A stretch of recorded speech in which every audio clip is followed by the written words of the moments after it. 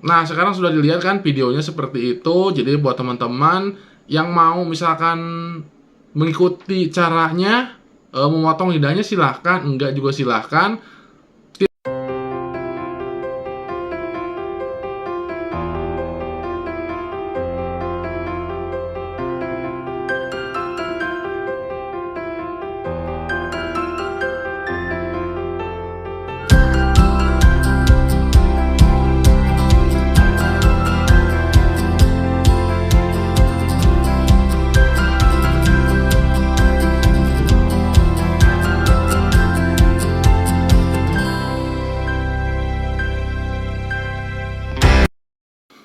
Halo para sahabat Jalak Mania, dalam kali ini saya membagikan satu buah video, yaitu tentang bagaimana cara jalak kebo yang biasa, yang sering dilakukan, yang konon katanya, yang sewaktu saya kecil juga memang ini sudah dipraktekkan oleh beberapa yang penyayang dari jalak, atau dulu itu sering dipakai oleh para penyuka dari burung kutilang. Nah, jadi burung kutilang ini sering dipotong lidahnya ya.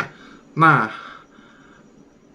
karena memang banyak juga seperti menginginkan jalak kebo suaranya lebih nyaring, keras, juga bisa cenderung lebih bisa ngomong ya.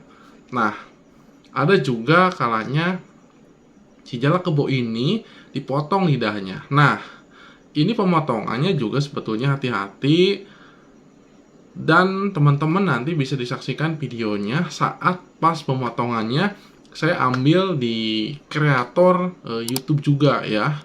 Nah, dia sedang melakukan memotong lidahnya.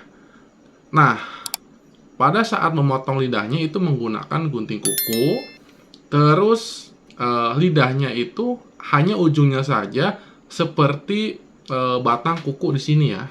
Jadi jangan sampai kena serat lidahnya yang merah, karena itu bagian daging. Nah, kalau misalkan ada yang panjangnya seperti kuku itu dipotong, itu gak jadi masalah, tidak menyakiti burung. Nah, itu sebetulnya ya kembali ke teman-teman, kepercayaan masing teman-teman, bisa dilakukan atau enggak ya. Jadi teman-teman bisa memberikan sudut pandang, bisa memberikan komentar di bawah, kolom komentar di bawah ini ya. Silahkan berdiskusi atau menceritakan pengalaman teman-teman yang sudah atau yang belum ya. Saya sih tidak terlalu misalkan ayo potong, enggak juga ya. Ini hanya saya memberikan satu buah cuplikan yang dimana ada kalanya dari penyuka jalak kebo ini memotong lidahnya. Dan memang kalau memang keseringan dipotong, maka ini akan tumbuh lagi, dan sering. Hasilnya bagaimana? Hasilnya nanti juga teman-teman juga akan lebih tahu. Saya sih tidak menjamin ya. Soalnya kalau misalkan dipotong maka akan nyaring, maka akan bisa berbicara, yaitu juga belum jaminan ya. Nah, yang pasti kalau misalkan sudah ada usaha, yaitu kembali kepada burung tersebut, karena burung ini mempunyai karakter sama ya. Seperti ada yang memang karakternya memang single fighter, jadi dia itu memang lebih senang meniru suara-suara yang lain ya. Tapi menurut saya sih, kalau misalkan teman-teman ingin burungnya cepat berbicara, tipsnya adalah jangan disatukan ada burung yang lain. Nah, terus apalagi kalau belinya dari kecil ya, dari lolohan, itu cikal bakalnya itu lebih besar ya. Nah, kalau ada burung lain biasanya dia akan meniru. Nah, kalau misalkan nggak ada burung lain, maka akan meniru suara manusia. Sebetulnya pengalaman saya, triknya itu seperti itu. Nah, sekarang saksikan videonya ya sebagai berikut.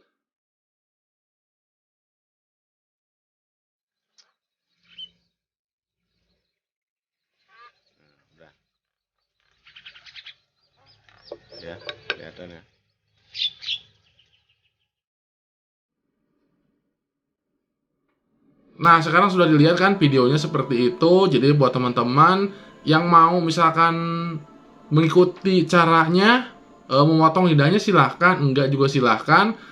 Tipsnya saya sudah berikan juga tadi ya, cara jalaknya bisa ngomong, eh, hindari, jauhkan dengan burung-burung lain. Jangan sampai dia merole modeling suara-suara yang lain, hanya cukup suara-suara mendengar suara-suara dari manusia, sehingga dia bisa lebih fokus kepada sang pemiliknya agar lebih cepat berbunyi seperti suara layaknya manusia. Soalnya ada juga yang beli dari jalak saya, dari semacam ya masih kecil, belinya dua sejodoh namun dipisahkan jarak jauh di satu buah bengkel, dibelinya ke Jakarta waktu itu. Nah, dia itu sesudah dibeli dijauhkan, lalu gak ada suara apalagi, yang hanya adalah suara bengkel dan orang-orang tersebut. Dan itu meniru banyak suara-suara dari manusia yang sekitarnya, dan itu sangat cepat. Nah, itulah tipsnya ya dari saya. Oke, jangan lupa like, share, dan subscribe. Semoga bermanfaat dalam video kali ini. Salam Jalak Mania.